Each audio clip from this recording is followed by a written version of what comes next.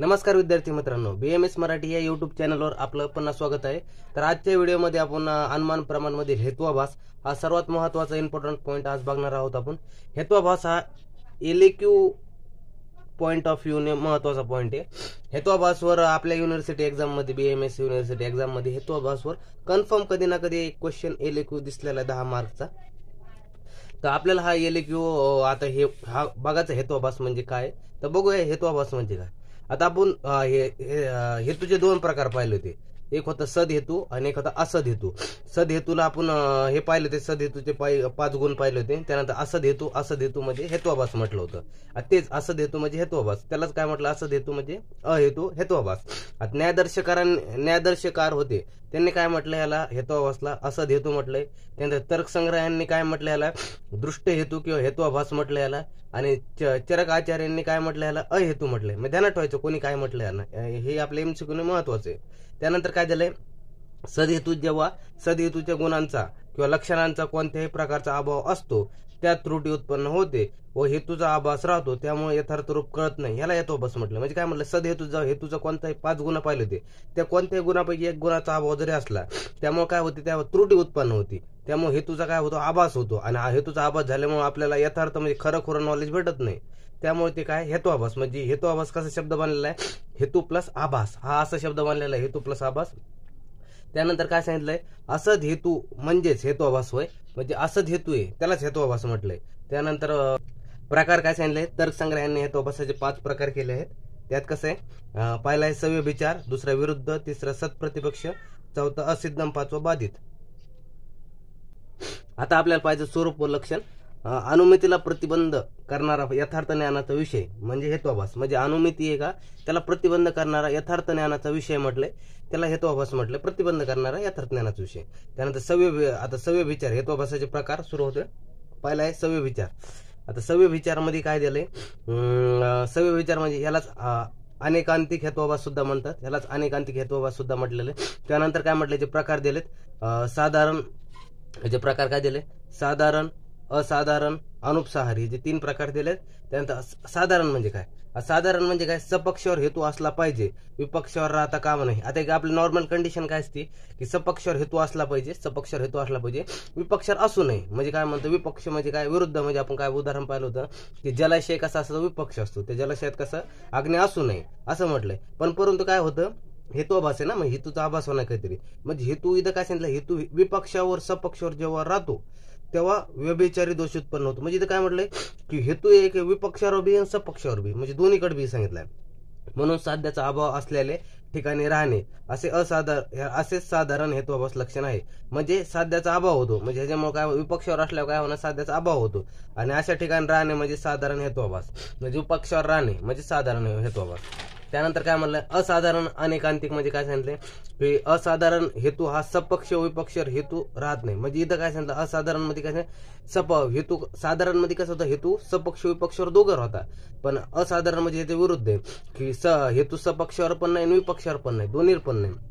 म्हणजे काय सांगितलंय, दोन्ही ठिकाण राहत नाही, याला असाधारण हेतू म्हणतात। तिसरा पाहिजे अनुपसाहारी। अनुपसाहारी म्हणजे काय की जो हेतू अन्वय व्याप्ती व व्यतिरिक व्याप्तीच्या दृष्टाने राहत असतो। म्हणजे अनुपसाहारी म्हणजे जो हेतू अन्वय व्याप्ती आणि व्यतिरिक व्याप्तीच्या दृष्टांताने राहतो तो अनुपसाहारी असतो। त्यानंतर आता पाहिजे दुसरा विरुद्ध हेत्वाभास। विरुद्ध हेत्वाभास म्हणजे हेतू साध्य सिद्ध करायचे असते परंतु विरोधी हेतू हा साध्याचा अभाव सिद्ध करतो, त्यालाच विरुद्ध हेत्वाभास म्हणतो। म्हणजे काय म्हटलंय, जे आपण हेतूने साध्य सिद्ध करायचे असते परंतु काय होतं, विरुद्ध हेतू असतो, त्याने काय होतं, साध्याचा अभाव होतो, विरुद्ध हेतूमुळे साध्याचा अभाव होतो, म्हणून या हेतूला विरुद्ध हेत्वाभास म्हटलंय, नावातच विरुद्ध हेत्वाभास। त्यानंतर आता काय सांगितलं खाली, हेतू व साध्य यांच्या विरोध आहे, हेतू व साध्य यांच्यात विरोध आहे ते खालीलप्रमाणे असते। आता खालीलप्रमाणे कसं सांगितलंय की जिथे हेतू असतो तिथे साध्याचा अभाव असतो। आता काय, जिथे हेतू सांगितलाय तिथे साध्याचा अभाव सांगितलाय, जिथे हेतू असतो तिथे साध्याचा अभाव आहे। त्यानंतर जिथे साध्य आहे तिथे हेतूचा अभाव आहे, जिथे साध्य आहे तिथे हेतूचा अभाव आहे। त्यानंतर काय, जिथे साध्याचा अभाव आहे तिथे हेतू असतो। आता काय, जिथे साध्याचा अभाव तिथे हेतू असतो, म्हणजे ही लाईन उलटी झाली इथं। आणि ते काय, जिथे साध्याचा अभाव आहे तिथे हेतू तिथे साध्य असतो, उलट झालंय की जिथे साध्याचा अभाव असतो तिथे साध्य, जिथे हेतूचा अभाव असतो, सॉरी, जिथे हेतूचा अभाव असतो तिथे साध्य असतो। म्हणजे हे उलट, हे डबल, ही लाईन उलटी केली, असं दुसरं काही नाही। त्यानंतर काय सांगितलंय की तिसरा पाहायचा आपला सत्प्रतिपक्ष हेत्वाभास। आता काय म्हटलं, एका पक्षावर एक हेतूने एक साध्य सिद्ध करताना त्याच पक्षावर पहिल्या हेतूचा विरुद्ध साध्य सिद्ध होतो. म्हणजे काय म्हटलं, सत्प्रतिपक्ष आहे ना. प्रतिपक्ष म्हणजे अपोजिट. अपोजिट एका पक्षावर एक साध्य सिद्ध करताना, एक साध्य सिद्ध करतो आपण एका पक्षावर, पण त्याच करतो पहिल्या हेतूच्या विरुद्ध हेतू पण काय होतो, सिद्ध होतो. पहिल्या हेतूचा विरुद्ध ही सिद्ध होतो, साध्यही सिद्ध होतो. पहिल्या हेतूचा विरुद्ध साध्यही सिद्ध होतो. म्हणजे कसं समजता येईल की एक पर्वत आहे, त्या पर्वतावर काय होतं, पाऊस येतोय, आणि पाऊस येतो आपण तिथं काय म्हणतो, धूर आहे. म्हणजे आपण काय करतो, एका पक्षावर एका हेतूने एक साध्य सिद्ध करण्याचा प्रयत्न करतो. काय करतो, आग्नेय म्हणून साध्य सिद्ध करण्याचा प्रयत्न करतो. पण ते काय होतं त्याच्यामुळं की त्याच पक्षावर पहिल्या हेतूचा विरुद्ध हेतू, म्हणजे विरुद्ध हेतू कोणत्या, आग्नेयचा, की जलाशय, तिथं जलाशय बी सिद्ध होतोय. चौथा काय दिलं, असिद्ध हेत्वाभास. असिद्ध हेत्वाभास म्हणजे की असिद्ध हेत्वाभास 3 प्रकारचा असतो. आश्रय असिद्ध, स्वरूप असिद्ध आणि व्यापत्व असिद्ध. आता पहिलं पाहिजे आश्रय. आश्रय म्हणजे आपण आश्रय काय जातो, आश्रय. समजा आता आश्रय म्हणजे पक्ष. असिद्ध हेत्वाभासात पक्ष अप्रसिद्ध म्हणजे अस्तित्वात नसतो. आता असिद्ध हेत्वाभासात पक्ष अस्तित्वात नसतो. काय सांगितलं, पक्ष अस्तित्वात नसतो. आता काय सांगितलं, उदाहरण काय दिलं, आकाश कमळ सुगंधी आहे. आता आकाश कमळ म्हणजे आकाशातला कमळ आहे, ते सुगंध आहे.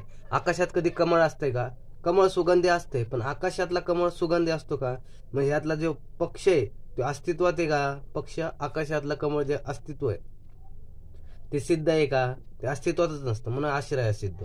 त्यानंतर स्वरूप असिद्ध.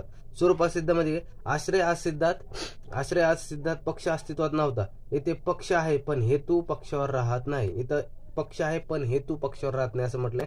उदाहरण काय दिलंय, शब्द गुण डोळ्याने कळतो. आता त्यानंतर सांगितलंय व्यापत्व असिद्ध.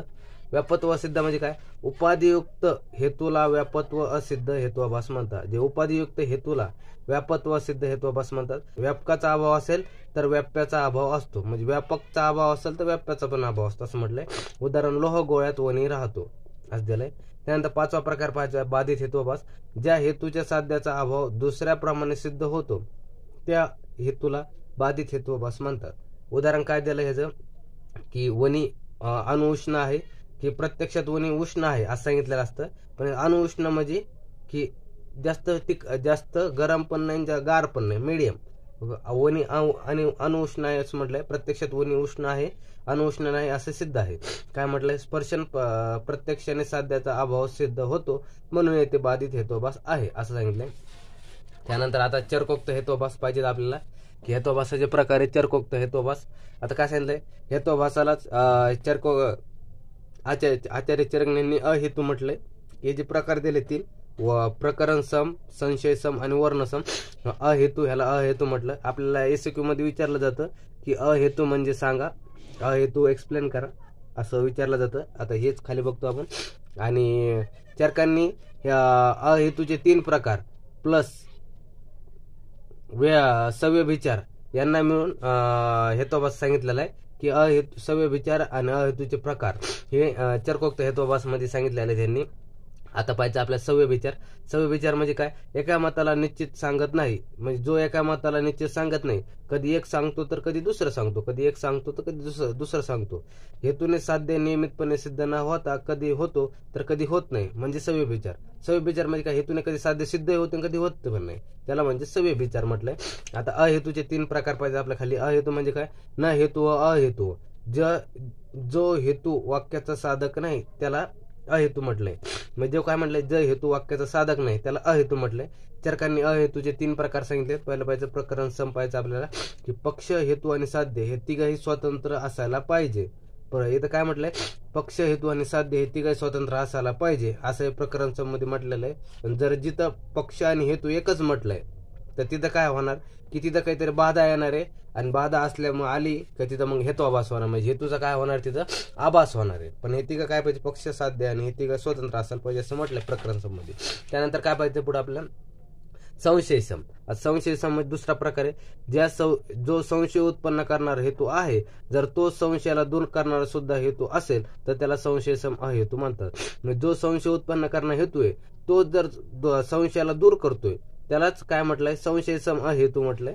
त्यानंतर तिसरा पाहिजे वर्णसम. वर्णसम म्हणजे जो हेतू वर्णन करण्यायोग्य विशेषताने युक्त नाही, म्हणजे आपण एखादा हेतू आहे ते वर्णन करण्यायुक्त नाहीये त्याला वर्णसम म्हणलंय. काय ह्याचं खाली उदाहरण दिलंय, स्पर्श योग्य नसल्याने बुद्धी अनित्य आहे. स्पर्श जर योग्य नसेल तर बुद्धी अनित्य आहे. आता हेतूचे काय सांगितलं ते आपण दोन प्रकार पाहिले होते, की पहिलं पाहिलं होतं सदहेतू. तर सदहेतूमध्ये 5 पाहिले होते गुण त्याचे, की पक्षसत्वम, सपक्षसत्वम, विपक्षसत्वम, अबाधित विषयत्वम आणि अप्रतिपक्षत्वम. त्यानंतर आता पाहिजे आपण काय पाहिलं, हेतुभास असद हेतू म्हणजे हेतुभास पाहिलं होतं. त्यात तर्कसंगत हेतुभास, त्यानंतर तर्कोक्त हेतुभास 2 प्रकार पाहिले. त्यातले तर्कसंगत कोणते पाहिले आपण, सव्यभिचारी, त्याला अनिकांतिक म्हणले होतं. त्याला काय साधारण, असाधारण, अनुपसाहारी हे 3 प्रकार होते. त्यानंतर आपण पाहिलं पुढं विरुद्ध हेतुभास, त्यानंतर सत्प्रतिपक्ष हेतुभास, असिद्ध हेतुभास, आणि त्यानंतर 5वं पाहिलं होतं बाधित हेतुभास. त्याच असिद्ध हेतुभासाचे पुन्हा 3 प्रकार पडले होते, आश्रय, स्वरूप आणि व्यापत्व. आता चर्कोक्त अहेतू पाहिले तर आपण प्रकरण सम, संशय सम आणि वर्णसम आणि सव्यभिचार. अशा प्रकारे आपला हा हेतुभासचा पूर्णपणे हा व्हिडिओ झालेला आहे. अशा प्रकारे आपण पूर्ण आपला अनुमान प्रमाण हा चॅप्टर पूर्णपणे ओढलेला आहे. हेतुभास हा खूप महत्त्वाचा पॉईंट आहे, इलेक्टिव्ह दृष्टीने हा खूप महत्त्वाचा आहे. हा हेतुभास तुम्ही आतापासून जर प्रिपेअर करून छान ठेवला तर तुमच्या युनिव्हर्सिटी एक्झाममध्ये 10 मार्क फिक्स होऊ शकतात. त्यामुळे हा हेतुभास छानसा टॉपिक, हा कळायला पण सोपा आहे. त्या जास्त जणांना कळत नाही, पण कळायला सोपा पॉईंट आहे. जर आपला हा आजचा व्हिडिओ आवडला असेल तर आपल्या चॅनलला लाईक, शेअर, सबस्क्राईब करा आणि जास्तीत जास्त तुमच्या मित्रमैत्रिणींसोबत शेअर करा, जेणेकरून त्यांचा पण फायदा होईल. तर भेटूया पुढच्या नवीन व्हिडिओमध्ये. आणि तुम्हाला कोणत्या विषयावर, टॉपिकवर व्हिडिओ पाहिजे असेल तर कमेंट सेक्शनमध्ये नक्की सांगा, की त्या व्हिडिओवर, त्या टॉपिकवर आपण लवकरात लवकर पॉईंट आणू किंवा व्हिडिओ आणू, म्हणजे तुम्हाला लवकर समजायला फायदा होईल. तर धन्यवाद. भेटूया पुढच्या नवीन व्हिडिओमध्ये.